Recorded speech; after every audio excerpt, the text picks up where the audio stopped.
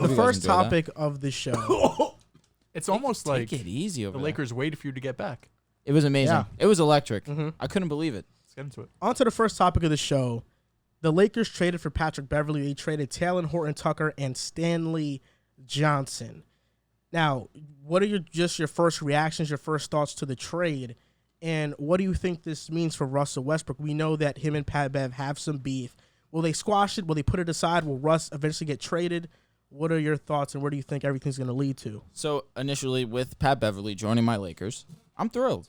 We needed someone that could defend the perimeter and hit open jumpers. That's Pat Bev. Career 37% from the three-point line. And he is one of those guys. I don't want to say this again because y'all are going to clown me, but he's one of those guys that likes to jaw and gets into the opposing team's ears and makes them feel it. He is that type of guy, a guy that when he's on your squad, you absolutely love him. But when you're playing against him, he's one of those guys that you want absolutely nothing to do with. I'm thrilled now that Pat Bev, I had to close my eyes there, pause, because I knew that if I looked at you guys, I wouldn't have been able to get that sentence off, so I'm happy that I got through it. Hey, you a waller. Yeah, I was.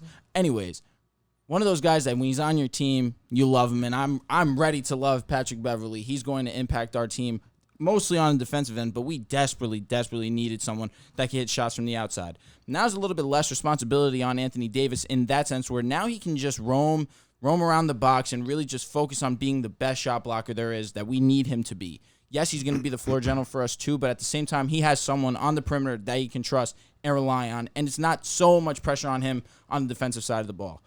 In terms of Russell Westbrook now and his stance with the team, at first I was under the same belief as a lot of other guys that this now means that Russell Westbrook is most likely being moved.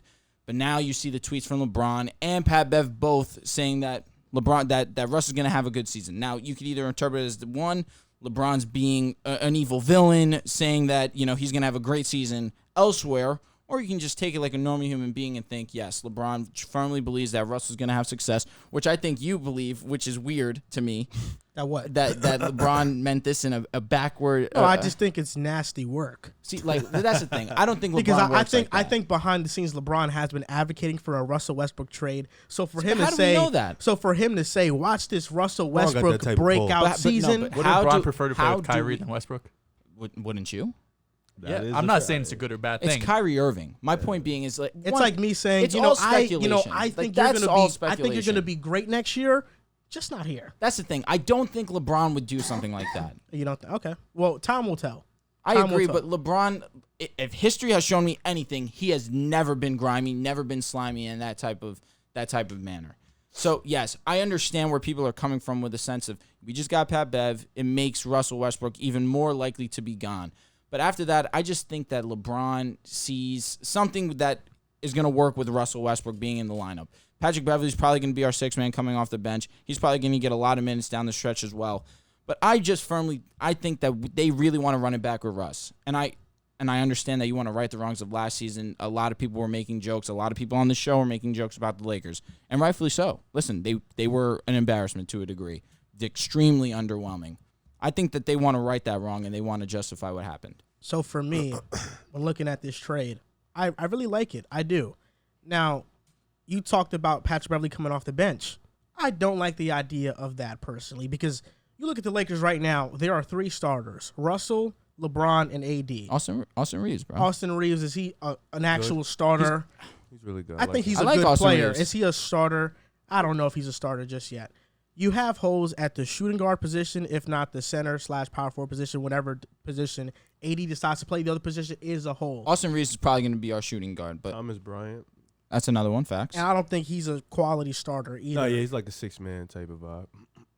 Pat Bev is thrilled to join the Lakers, and I think why not? Because you're getting to play with LeBron, Anthony Davis, and this is exactly what Darvin Ham wants. He wants a tough-nosed, tough-minded player that plays defense, that spaces the floor.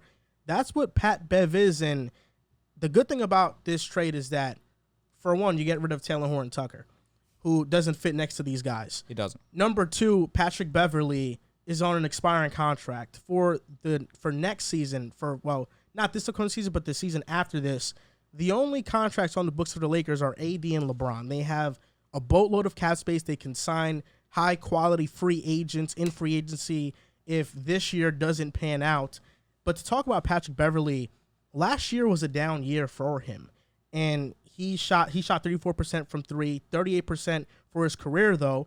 But this past season, he graded in the 94th percentile in playmaking and shot 38% on catch and shoot threes and 47% from the corner, and that's on a down shooting season. So Pat Bev brings playmaking, he brings shooting, he brings a tough-minded, really great defender. Absolutely. And to me, the only thing that is holding me back from being fully on board is whether or not Russell Westbrook will be on the team. If Russell Westbrook's on the team, I don't think this team goes anywhere. I don't think they go far. I think this addition is pretty much meaningless.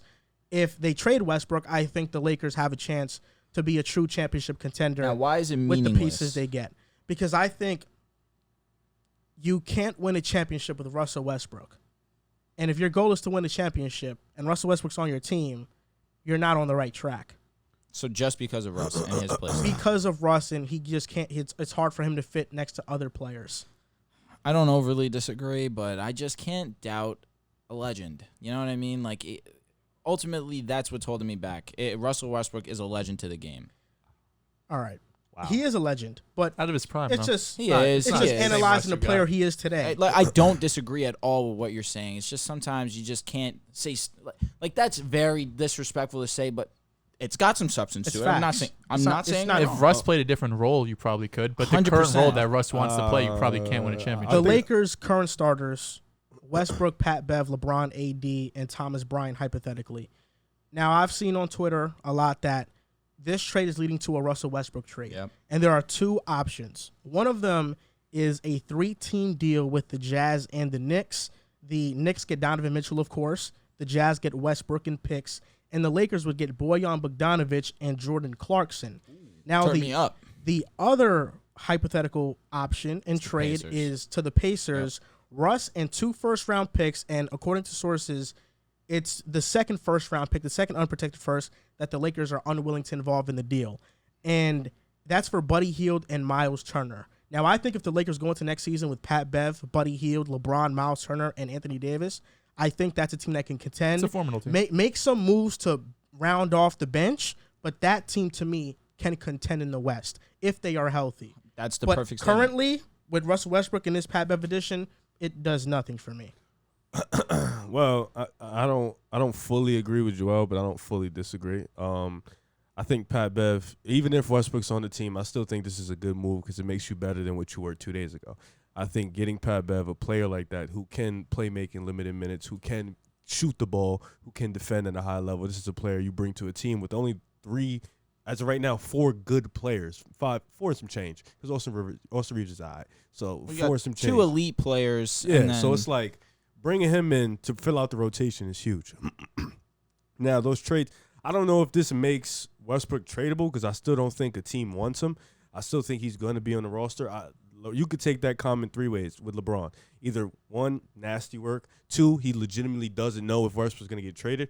Or, well, no, it's just those 2 ways. So I'm not going to take it either. I'm just going to stay out the mix and just say this is the team they're walking in with. Westbrook will be on the roster. And if you get a guy like Pat Bev, that's good. Like I said, I do agree with that part. I don't think they're a championship team right now. I still don't think they have enough pieces. Does Pat Bev help move the needle a little bit? Yeah, but it doesn't help move into the terms of winning a championship because he's not that type of player. He's a good role player, but he's not a player that's going to change a team that much.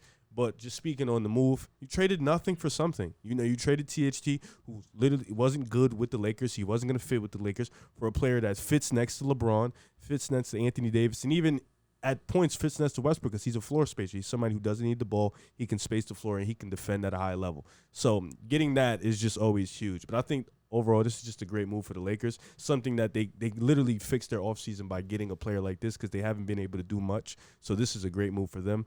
But if they can trade Westbrook, I like the Indiana one. I think Buddy Hield, who's a great shooter, Miles Turner, who's a really, really good defender. I think bringing in him along with Anthony Davis, you put Anthony Davis and Miles Turner together. That's dope. You get Buddy Hield with Pat Bev next to LeBron. LeBron can go back to playing the 1.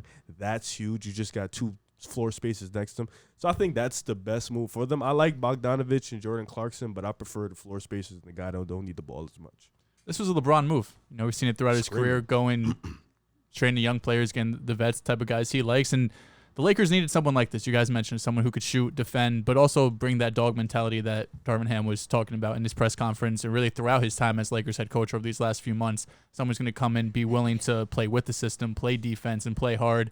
And, ultimately, I think LeBron has to sign off on it because it's LeBron. He's the GM. He makes all the moves, basically, that happen with the Lakers for right or wrong.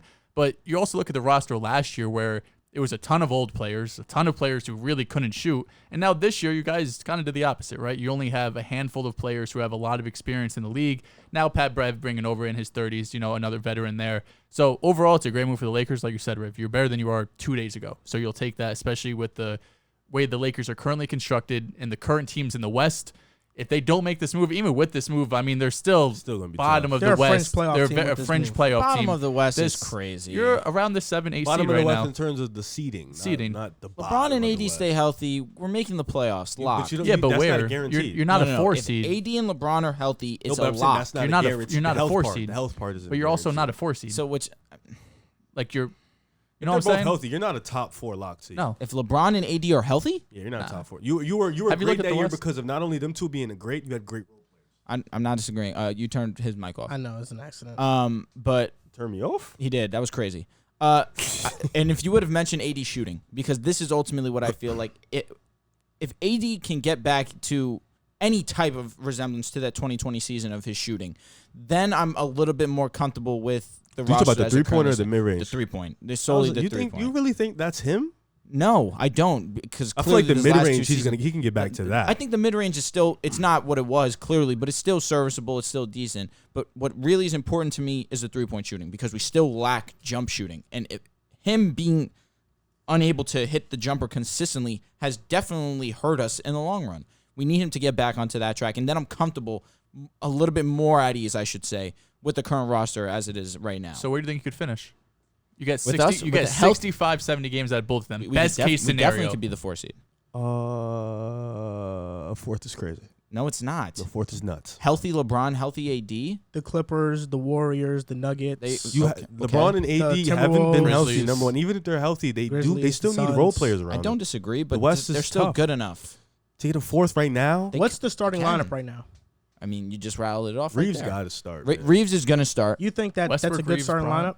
That's not a I think Reeves is a that's solid not a 4 defender. seed in the He's- West. I think we have to stop putting an See, this is what happens with the I mean, he Lakers played fans. well last season. It's not nothing to put expectations on. He No, actually no, no, played no. well. the starting the five is not a odds- top 4 seed. The odds of players that are in their second season that are this young that are able to really contribute to a championship contending team It's rare breed. are very slim to none. That's why Austin Reeves, he could be a good role player, but there's a reason why the Warriors on their bench had a bunch of talented young players and really didn't play any of them in the playoffs because usually they're not ready for that moment. Austin Reeves, did he have flashes in the regular season? Sure. In the playoffs, do you trust him in this series? No, I don't. People said the same shit about Alex Caruso. And that's why, well, He was more Alex seasoned. Caruso, Like a 5-year yeah, player. he was in the league for a while. He finally found his footing.